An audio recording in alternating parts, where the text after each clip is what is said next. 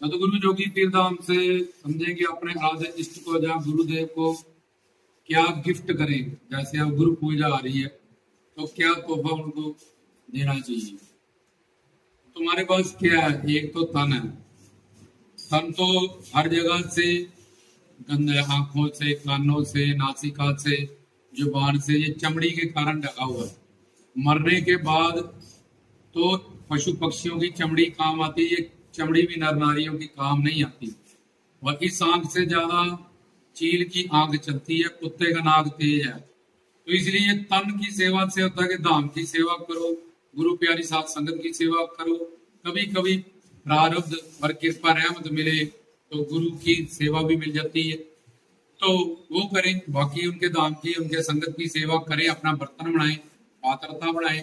तो ये तन से तो गंदे हैं। उसके बाद है मन। मन में अनंत जन्म के पाप पड़े हैं, संचित कर्म के मन में कोश में। उसके बाद है बुद्धि, मन की दूसरी स्टेज। तो बुद्धि, पाप होने के कारण बुद्धि भटकी पड़ी है।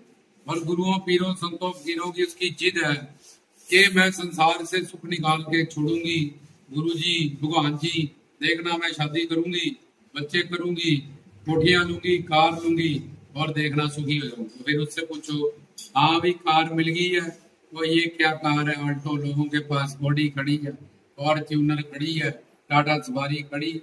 हाँ भी अब बताओ बच्चों, ये क्या? बच्चे पहले ठीक थे, जब शादी नहीं थी कल्ले थे, खुला खाओ नंगे नहाओ मजे में थे। कहाँ जी, अब एक से दो हो गए, दो से चार हो गए, चार से अब इनको भी कुछ हो रहा है, इनके साथ हम भी फंसे रहते हैं। तो पहले तब भी थोड़ा बहुत ठीक थे, अब और ज्यादा बेहोश हो गए हैं। अब ये बुआ सास है, ये मासी सास है, फलानी है, ये टकानी है, 10-15 अपने थे पागल करने के लिए और फिर 15-20 और हो गए।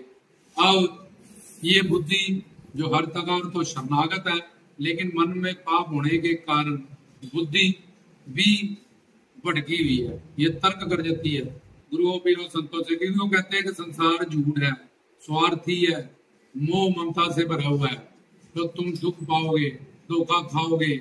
इस स्वार्थ को और परमार्थ को और प्यार को समझो। और जिना जिना संसार जा रहा है, बड़ी कृपा आ रही है, अंड में इकट्ठा होलसेल में जाएगा। मरोगे तो कितना रोगे, पछताओगे।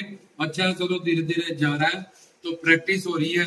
एक बार में सब कुछ ही छिन जाएगा, घर, परिवार, बच्चे और ये शरीर, तो बड़ा ज्यादा दुख होगा कि यार सब कुछ ही चला गया एक सेकंड में। और उल्टा चित्तर लग पड़ रहे हैं, दुनिया में लग भटकना पड़ा है सारी जिंदगी। हम तो बड़ा सोच रहे थे, बड़ा अच्छा इतनी प्रॉपर्टी बना के आया, ये कर दिया बच्चों के लिए, फिर इधर चप्पल जूता का इंतजाम हो रहा है।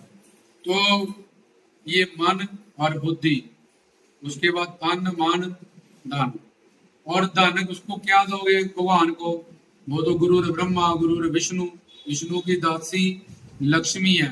तो जो धन तुम देते हो वो भी 10 गुना करके तुम्हें ही वो वापिस उसका फल दे देते हैं कि आगे भी मनुष्य जीवन बढ़े या रोटी कपड़ा मकान मिले।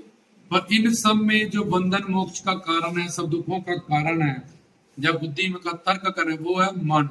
और मन में है पाप। इसलिए गुरु कहते हैं कि भाई ये शरीर अपने पास रख, ये धन अपने पास रख। ये मन बुद्धि के कारण तो भटका हुआ है और 84 लाख में चक्कर लगाई जा रहा है, लगाई जा रहा है। चक्की पीसिंग पीसिंग पीसिंग होता जा रहा है। बड़ा चप्पल जूता गा लिया, बस कर। कुत्ते को भी लठ मारो वो चला जाता है, फिर ऑटो में फिर आ जाता है। ऐसे संसार में जब चित्तर पड़ते हैं पति से, पत्नी से, बच्चों से, परिवार से, रिश्तेदार से, हाँ कुछ नहीं है, सब स्वार्थी है जी। गुरु जी बिल्कुल ठीक कहते हैं, 100 नंबर। फिर वो जो कहते हैं आओ साड़ी ले आया हूँ मैं, सूट देखो मैं क्या लाया हूँ, एक्टिवा। तो फिर वो टॉमी की तरह धूम दबाते हो, फिर लड़ाई हो जाती है थोड़े दिन में। नहीं यार बाबा जी सही कहते हैं गुरु जी। फिर वो मक्खन मलाई, फिर वो थोड़े दिन संसार में रहना, ज्ञान तो है नहीं है और गुजारा नहीं है। फिर बुलाएंगे पप्पू की मम्मी, बात नहीं कर, वो भी बोला क्या दो पप्पू के पापा से। फिर 1-2 दिन अब बेचारा, फिर वो शुरू हो जाता काम, फिर वो चप्पल जूता, फिर वही सब, फिर चप्पल जूता, यही चलता रहता है, मरता रहता है, जन्मता रहता है। तो गुरु कहता है ये मन बुद्धि तेरी सबसे ज्यादा डिफॉल्टर है और इसी के कारण बंधन मोक्ष में तू फंसी हुई है। और मेरा प्रेम चाहिए और करीबी चाहिए, तो इसको मेरे शरणागत कर दे। एक तो तेरा जन्म मरण गया, दूसरे से नामा प्रदात होने का जो चक्कर था, बार बार गुरु के खिलाफ बोलना, सुनना, कहना, भटक जाना, तर्क करना, जुबान लड़ना, अपनी सफाइयां देना, ये सब मन बुद्धि के कारण हो रहा है। तो जब इसका ही दान कर दिया तो अब कुछ बचा ही नहीं। जब मन बुद्धि नहीं है तो अपना क्या रहा, कुछ भी नहीं। मन बुद्धि तो बताती है मेरा शरीर, मेरा घर, मेरा ये तो वो कह रहा तो ये गंदा गंदा, सबसे गंदा तेरा मन है। और उसकी दूसरी स्टेज बुद्धि है, तन से भी धन से भी, इससे ज्यादा इसकी शरणागति कर, इसको मुझे दान कर दे और मुझसे पवित्र दिव्य अलौकिक सब शक्तियां रहमतें प्राप्त कर ले। और हमारी जिद है कि यार तन दान कर देंगे, धन दान कर देंगे, लेकिन ये मन बुद्धि इसका दान नहीं करेंगे। इसको अपने हिसाब से, अपनी भी कोई पर्सनालिटी है, हमें भी कोई नॉलेज है, हमारा भी एक्सपीरियंस है, हमारे बाल ऐसे ही सफेद नहीं हो गए तो ऐसे ही हो जाते हैं। क्या एक्सपीरियंस है, जो होगा देखा, हमने तो अपना जी लिया। अब तुम सोचो, जो होगा देखा, देखा नहीं जाएगा, भोगा जाएगा, छितर परेड होएगी, अभी तो शुरू होएगी सजा मरने के बाद। तो ये मन बुद्धि है जो गुरु को शरणागत करे, समर्पित करे, ताकि जन्म मरण कट जाए, नाम अपराध जाए, उनकी कृपा हो। जितनी बुद्धि की शरणागति होगी उतनी ही उनका प्रेम मिलेगा, ओरिजिनल वाला। नहीं तो तुम लीला करे जुबान से, वो भी लीला करते जाएंगे। जितने परसेंट शरणागति होती जाएगी, 19% उनका प्रेम और कृपा मिलती जाएगी। इसी मन बुद्धि की वजह से हमने आज तक हमारा कल्याण नहीं हुआ। इसलिए गुरु कहते हैं अगर शरणागत करना है तो ये मन और बुद्धि को शरणागत कर। ऐसा तो भी कौन सा जो कपड़े भी धो ले और पैसा भी ना ले और कपड़े साफ करके दे जाए। गुरु ऐसा करता है कि यार ये मुझे दे और देख, जो तुझे चाहिए, सुख, शांति, प्रेम, आनंद, सुकून, दिव्यता, भव्यता, सब कुछ मैं तुझे देने को तैयार हूँ।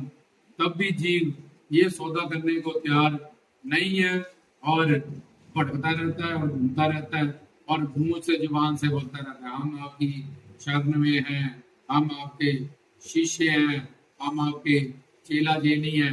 तो वो या शारीरिक है या धन से कुछ दान कर देता है, थोड़ा बहुत 10वां तो इसलिए समझ लेता है उससे कोई फायदा होने वाला नहीं है।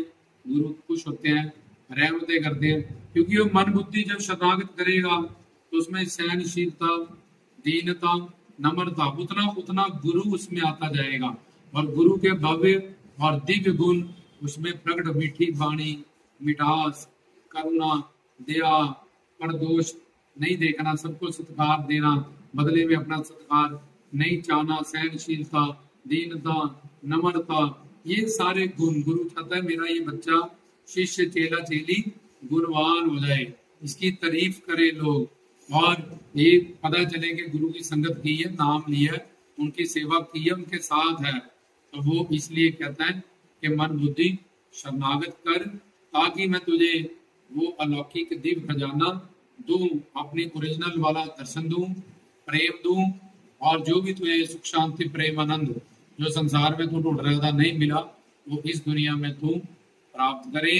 तो मन बुद्धि की शरणागति ही गुरु के आगे करनी चाहिए।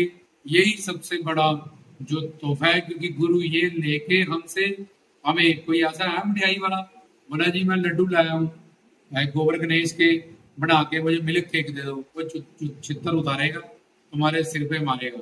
और तुम ये गंदी मन बुद्धि, भटकी मन बुद्धि, अनंत जन्म की पापी, इसको भी देने को तैयार नहीं और सोचते हो हमें ये मिल जाए, हमें वो मिल जाए। इसलिए गुरु कहते हैं इसको निकाल और पवित्र, शुद्ध, दिव्य, अलौकिक सब चीजें मुझसे प्राप्त कर। पर अब हमारी जिद है कि पूरे संसार में मन बुद्धि का दान करना है, गुरु को नहीं करना, वकीलों को करना है, टीचर को करना है, घर परिवार वालों को करना है, डॉक्टर को करना है, गुरु को नहीं करना, इधर तर्क करना है, इधर जीवान लड़ानी है। तो इस वजह से उसका कोई फायदा नहीं होता। और जो शरणागत करते हैं, जैसे टीचर को खुशी होती है इसका बच्चा पास हो, अच्छे नंबरों में पास हो और फर्स्ट आए, तो मन ही बंधन मोक्ष का कारण है, 84 लाख में भड़काने का कारण है, हमारा सबसे बड़ा शत्रु है और हमारा सबसे बड़ा दोस्त है। तो अगर ये मन बुद्धि का दान देना किया जाए तो सब कुछ पाया जा सकता है। गुरु का प्यार, मोहब्बत, करीबी, रहमतें, अनर्वचनीय जो सारी चीजें, भव्यता की, दिव्यता की, दिव्य शरीर, दिव्य लोक, दिव्य सेवा, गुरु का दिव्य दर्शन। तो अब गुरु पूजा पे जब गुरु पूर्णिमा आने वाली है, सब यही संकल्प बनाए और उसी के हिसाब से साधना करें।